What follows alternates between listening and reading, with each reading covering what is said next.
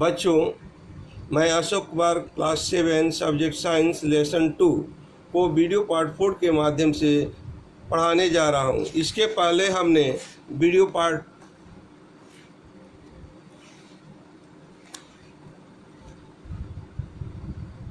Video part 3 में इन दी stomach पढ़ा चुका था। अब पॉइंट ए लीवर को पढ़ाने जा रहा हूँ। It is the largest gland in the stomach और body. It secretes bile juice which is stored in a sac called the gallbladder. Fats are digested with the help of bile juice. Fats are present as big droplets in the food because of which they cannot be digested easily. Bile juice breaks the big droplets into small droplets and makes their digestion easier. अर्थात यह पेट या शरीर की सबसे बड़ी ग्रंथि है। Liver पेट या शरीर की सबसे बड़ी ग्रंथि है। यह पीत रस का स्राव करता है जिसे पित्ताशय नामक थैली में संग्रहित किया जाता है। पीत के रस की मदद से वसा को पचाया जाता है। भोजन में वसा बड़ी बूंदों के रूप में मौजूद होती है जिसके कारण वे आसानी से पच नहीं पाते हैं। पीत का रस इन बड़ी बूंदों को छोटी बूंदों में तोड़ देता है और उनके पाचन को आसान बनाता है। Next B pancreas. Pancreas secrete pancreatic juice that breaks down fat completely into fatty acid and glycerol. Pancreatic juice also breaks down starch, carbohydrate and protein into simpler forms. अर्थात अग्नाशयी रस का स्राव करता है जो वसा को फैटी एसिड और ग्लिसरॉल में पूरी तरह से तोड़ देता है। अग्नाशयी रस स्टार्च, कार्बोहाइड्रेट और प्रोटीन को सरल रूपों में तोड़ता है। Next C intestinal juices. The partly digested food now reaches the lower part of the small intestine. The wall of the small intestine secretes a digestive juice called intestinal juice.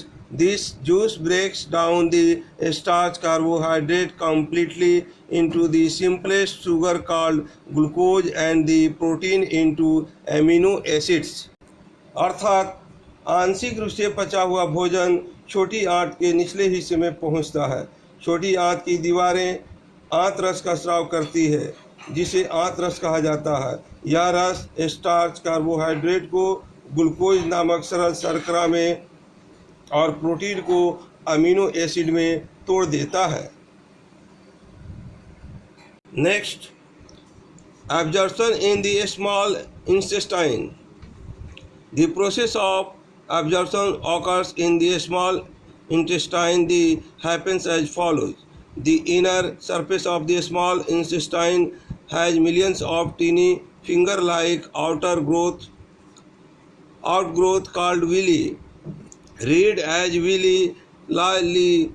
E singular of villi is villus. The presence of villi gives the inner walls of the small intestine a very large surface area which help in the rapid absorption of food.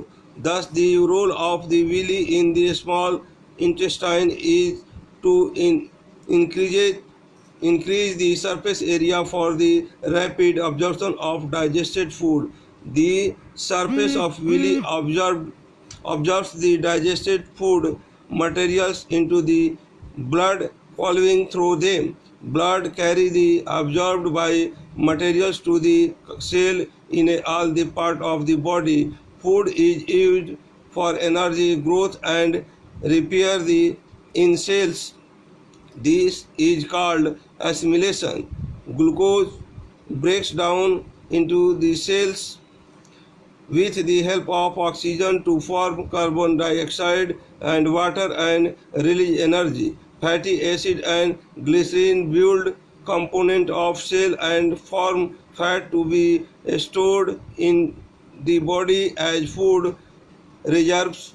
Amino acids are used to make proteins required for the growth and repair of the body. अर्थात अवशोषण की प्रक्रिया छोटी आंत में होती है। यह निम्न अनुसार होती है। छोटी आंत की आंतरिक सतह में लाखों छोटे उंगली जैसी संरचना होती है जिन्हें विली कहा जाता है।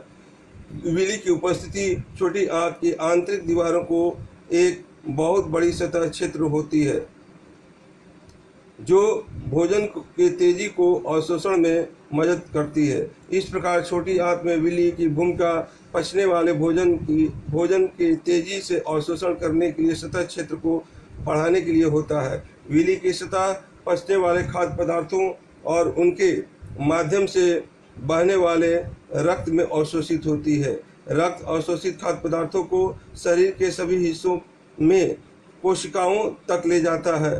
भोजन का उपयोग कोशिकाओं में ऊर्जा वृद्धि और मरम्मत के लिए किया जाता है। इसे स्वांगीकरण कहा जाता है। कार्बन डाइऑक्साइड और पानी बनाने और ऊर्जा जारी रखने के लिए ऑक्सीजन की मदद से कोशिकाओं ग्लूकोज में टूट जाता है। फैटी एसिड और ग्लिसरॉल कोशिकाओं के घटकों का निर्माण करते हैं और वसा को शरीर में खाद्य भंडार के रूप में संग्रह करते हैं। अमीनो एसिड का उपयोग शरीर की वृद्धि और मरम्मत के लिए आवश्यक प्रोटीन बनाने के लिए किया जाता है। धन्यवाद।